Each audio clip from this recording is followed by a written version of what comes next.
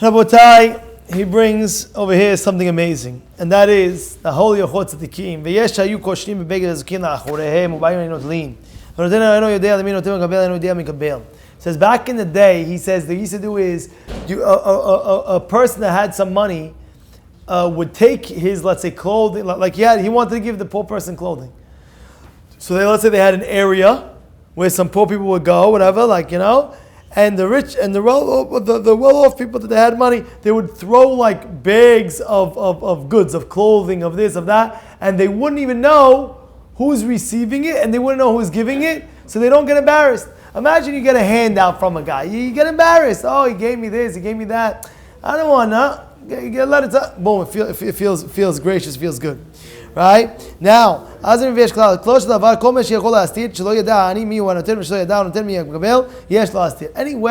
that if a poor person a person that's giving, if he could give it to the poor person without him knowing personally, so he doesn't be embarrassed and he feels that busha, that's the best way of doing it. If he can't, he still wants the money, you should still give him the money. But the best way is not to embarrass him in any way. So I know people, what they do is, I know people, how when it comes, let's say, Pesach, or when it comes Sukkot, and a person's in very, very much dire need. So there's the guy, comes over, yes, I know personally, somebody told me the story. You don't understand, this person is the most nicest guy. So why?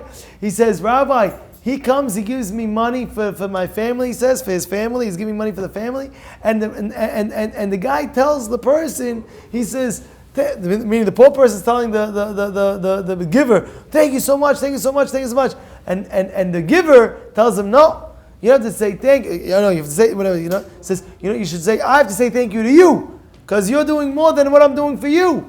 Why? Mezakemi, he says. He tells me, Mezakemi, you're giving me a zechut to do a mitzvah. I want to thank you. Don't thank me, I want to thank you. Wow. The poor person is like, wow, Rabbi, you understand, this guy is the most amazing guy. I said, why? He's telling me, he's giving me money, he's telling me, wow, I have to thank you. You understand? Wow. Then already the poor person, he doesn't feel bad. The poor person feels like, wow. You understand what I'm trying to say? It's like a different level of giving. Because when there's giving and there's giving as well. Meaning there's giving and there's a way of giving. The way of giving is the next levels is like what we just said. Like next. Now, he says, וכשאדם עושה צדקה, ויש עם צדקה חסד, כמו שיקנה במאות דבר צריך לעני, שלא צריך לעני לתורה, או ימצא צרכי העני בזול, ועני אין לו במה לקנות, בזה ידקדק שייתן לו באותה שעה, וזה איזו עמו חסד. אז זה נאמר, he says, זרו לכם צדקה כסוד לפי חסד. What does that mean? It means, sometimes a person has to give it also at the right timing. Let's say, for example, there's a suits for sale. You know what I'm saying? Oh, they know this time there's a sale for suits. Now the poor man, he wants to buy a suit, but he doesn't have the money. So now what is what is the wealthy guy knows? He might know. So what does he do? He comes, gives him the money, but he didn't make it in time for the suit sale.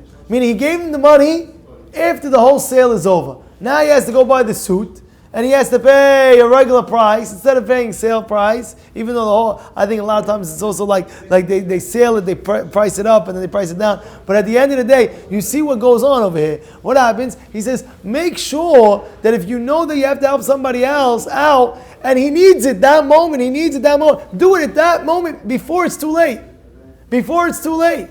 I had a guy once, he came to me, he says he needs help with his electric bill. He couldn't pay his electric, and Con Ed is shutting it down. True story that happened with me. The guy called me up, and I remember that Baruch Hashem, I was able to give him the money. Everything was amazing, and everybody was amazing, and he was able to give him the money. But what? The guy called me up. The poor man called me up. He said, Rabbi, I want to thank you. So what do you want to thank me for? He says, you made it. Perfect timing. If you would have gave it to me a week later, my electric would have been out. The electric company was giving me warning. Now imagine a guy, he needs help with his electric, and you give him after electric went out. Oh, my electric went out. Why wait? You knew that he needed the money. So he needed the money very badly. Why wait till the? You understand what I'm trying to say? This is a guy needs help with his credit card, whatever it is, needs some help. Why wait until after the bill is over? Now he has to pay interest on the bill.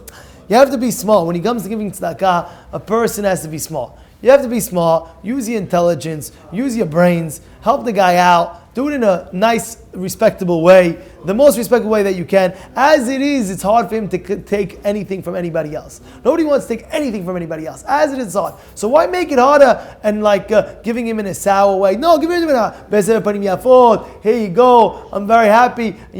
I'm not helping you. You're helping me. Wow. I remember there was a fellow. I'll never forget, came over to me. He needed help with his mortgage to get some mortgage payment. He went to a very well-to-do guy. The guy gave him about $10,000 on the spot. And he's like, wow, thank you. So the wealthy guy says, no, the $10,000, no. He tells him, I'm just the mailman. Hashem gave me the money to give to you. I'm just the mailman. I'm mailing his check. Wow, the guy told me, wow, I felt so good. Wow, he's just a mailman. This is a different levels. And this is the way he's teaching us the way to give. The way to give is, like we just said over here, give it b'seir panim yafot, ayin yafa, the pleasant way. And this is, we have to always give in this proper manner.